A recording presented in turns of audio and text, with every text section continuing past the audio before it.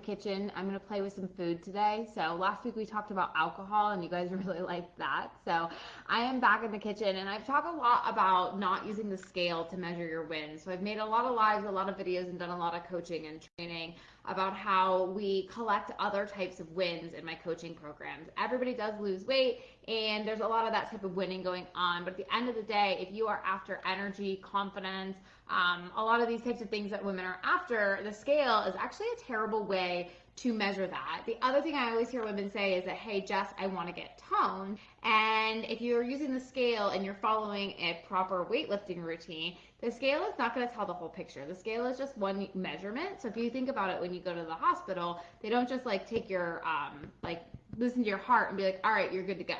Right? They take all these different measurements. They take your temperature, they take your blood pressure, they take your oxygen, they do all this different stuff to try to get a whole picture of what's going on. And so when I'm working with my clients, we talk about a lot of these different types of things: stress, sleep, how patient you are, your measurements, like all these different types of things, because it's really, really, really important when you think about this journey that you're on. A lot of women don't even actually care what the number on the scale is. They care about how they felt when they were that number. And so the scale is stupid for a number of reasons. And I'm going to go ahead and get into a little bit of a demonstration why. Before I do that, I'm going to ask a couple of things of you guys in return for doing these things for you. The same thing I always ask. If you're watching this live or watching it on replay, do me a favor and just say hi to me. Let me know in the comments. Go ahead and hit that like or that heart button so that I know that you're watching, that I know that you're vibing with this. I know that you're getting value out of it. So it's really the one thing I ask in return for doing this type of stuff for you is if you like it, let me know so I can do more of it. The other thing is I want to make this the best women's wellness community on Facebook, and I can't do that without your help. So if you have any friends who might like learning about alcohol and all kinds of fun stuff that has to do with real life wellness and not supplements and fads and things like that, I would love to have them here. So we are always welcoming new members. If you have any friends who might like it here, please feel free to go ahead and invite them in, as long as they're fun and they don't suck and they like to talk about things like marshmallows and alcohol. So anyways, what's up, Rita? Good to see you. Thank you for saying hi. There's 5 other people on here that aren't saying hi, but they will. I know that they will. Anyways, let's go ahead and get into it. So I hear this all the time: muscle weighs more than fat. And I don't know how this myth came about, but it is not true. It's just not true. Muscle does not weigh more than fat. And so that is just, it's not true. And so I'm going to go ahead and show you guys why. So when you are following a proper strength training routine and you are building muscle, the scale might not change. And that is why we take measurements and we take pictures. So when you are following, again, doing a lot of random workouts and not managing your stress does not count as a proper strength training routine. If you want to build tone and you want to build muscles, you have to do it in a proper, like, scientific way, and you have to be managing your stress and eating properly in order to actually build those muscles. So let's assume that you are doing all of those things. So those are the types of things that we do in my programs, right? We're managing stress and we're sleeping, we're eating enough protein, and following proper scientific strength training so that we can actually build muscle and get toned, right? Because that's what a lot of women want. It's like nobody wants a six-pack. They just want to be able to feel toned and confident. So assuming you're doing all of those things and then the scale doesn't change, what is going on? So muscle does not weigh more than fat. A pound is a pound is a pound is a pound. So a pound of feathers, a pound of an elephant, a pound of cheese, a pound of water, a pound of whatever, it just weighs a pound. Like a pound is a pound. So it doesn't matter what that pound is made out of. That's how much it weighs. A pound is a unit of measurement. And so muscle actually takes up less space than fat. And it takes up a lot less space than fat. Not just a little bit, like a lot less space than fat. So while the scale might not be moving, you could actually be changing shape and changing size, which is why the scale sucks for measuring, especially as you're just getting started on a real proper strength training routine. The scale is terrible because you're going to be losing fat and gaining muscle. And so you're losing fat and gaining muscle, and these two things are going to just like balance out and negate each other. So it looks like you haven't done shit, but meanwhile you're starting to shrink in size. So the scale might say the same thing, but you're shrinking in size. So it's like, does that mean it's not working? No, it doesn't mean it's not working. It means you're gaining muscle and losing fat. again, gaining muscle is, there's got to be the right conditions in place for your body to actually gain muscle. It doesn't just happen magically. It takes like actual work to gain muscle, and not random workouts. And you've got to be, again, eating protein, managing stress, doing all those things. So here's what I wanted to show you guys. So this is 9 ounces of grass-fed steak. This right here is 9 ounces. This is 9 ounces of marshmallows. So I was going to use a pound, but the steak doesn't weigh a pound. So this steak, and I left it in the package because I don't want like E. coli or salmonella or whatever it is that you get from steak.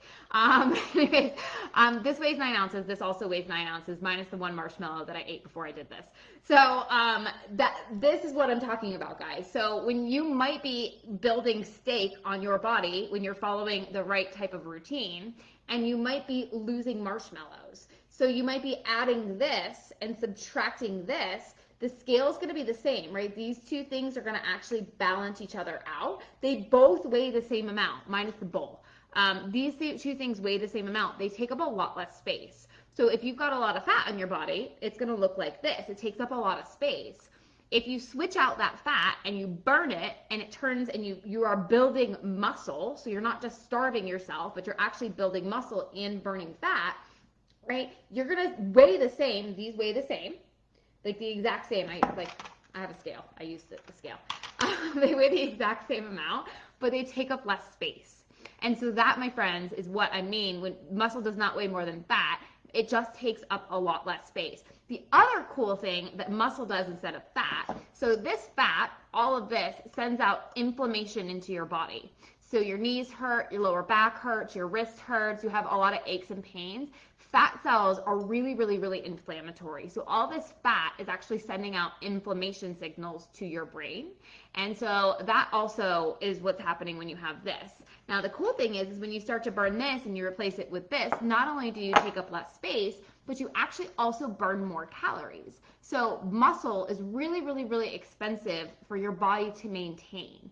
And so it actually burns more calories when you're sleeping, when you're walking, when you're cooking, when you're talking, when you're playing with your kids, when you're watching TV, when you're sleeping. The more muscle you have, the more calories your body is actually going to burn, which means you get to eat more. Or it's going to continue burning marshmallows for you. So once you start building some of this, it starts burning some of the marshmallows. And as you start burning the marshmallows off, right, some of that inflammation will also start to decrease as well, which makes it easier to move, which makes it easier to actually continue to lose fat. And as inflammation goes down, some of the bloating and some of those things are going to start to go down as well. So not only does it take up a lot less space, muscle versus fat, it takes up a lot less space. It also has a lot of benefits for you, right? Wouldn't it be nice to burn more calories when you're watching TV? Like when you're just sitting on the couch watching Netflix? That's what muscle is able to do for you. It's really expensive for your body to maintain, so it actually burns more calories all of the time. So not only are you losing inflammation and you're decreasing in size, you're losing bloat, you're losing aches, you're losing pains, you're losing a lot of different things by burning marshmallows and replacing it with grass-fed beef. So that's kind of what I wanted to show you guys. Muscle doesn't weigh more than fat. And that's also why, I'm probably going to be fighting this battle for the rest of my life about the scale, but that is also why we really don't focus on the scale. Like I said, when you go into the hospital, they don't just like listen to your heart and tell you you're fine or not, or you're good to go, right? There's a lot of different ways to measure and think about this. And if you think about your goal, a lot of times your goal isn't a number on the scale. It's to fit into your clothes. It's to be more confident. It's to have more energy. It's to not be so tired. It's to not be so bloated, to wear a certain thing, to look a certain way, to be confident in pictures, like all of those things. They actually have nothing to do with the scale at all. They have nothing to do with the scale. You could have all of those things you wanted, and the number on the scale would actually not matter at all. And so I really want to get you guys to start wrapping your head around this. The number on the scale is really not the most important thing, and it's a terrible way to measure what you're after, right? Your goal is confidence, energy, lose the muffin top, fit in your clothes. If your goal is any of those things, they have nothing to do with the scale. They literally have nothing to do with the scale. They have everything to do with replacing marshmallows with steak. And when you replace marshmallows with steak, you can have all of those things that you want, and the scale might still not move, right? And so it's kind of like a weird thing that we've gotten so stuck on the scale, but really reframe your goals, and think about what are your goals. And your goal might be, hey, I want more grass-fed beef and I want less marshmallows because I want to burn more calories, I want to be toned, I want to have more energy. And when you start to think about it like this, if these two things weigh the same, like, which would you rather have, a bowl of marshmallows or a steak? I mean, to eat, you might rather have marshmallows, right? I don't know. I'd probably rather have steak. But on your body, you obviously would rather have steak than marshmallows. So that's what I wanted to share with you guys about just continuing this mission of like, stay off the scale. Scale is stupid. Scale is, it's just a terrible way to measure confidence. It's a terrible way to measure energy. It's a terrible way to measure a lot of different things. So that's what I wanted to share with you guys today. And so that is it. I'm going to probably throw these away before I eat the whole bowl of them because they're dangerous. So anyways, again, do me a favor. If you like this video and you learned one thing from it, go ahead and let me know in the comments. I really, really, really appreciate hearing from you guys and knowing whether or not you find this stuff valuable. And I love all the questions I get from you guys because that's where I get the ideas for these videos. When you ask me questions, I'm like, oh, I can totally talk about that. Because if you're wondering, other people are wondering too. So I love hearing from you guys, the good, the bad, the ugly, whatever it is. And if you don't want to reach out to me, go ahead and just hit that heart button and let me know that you enjoyed this video. So that is it. I hope you guys enjoyed today's Wellness Wednesday, and I will see you back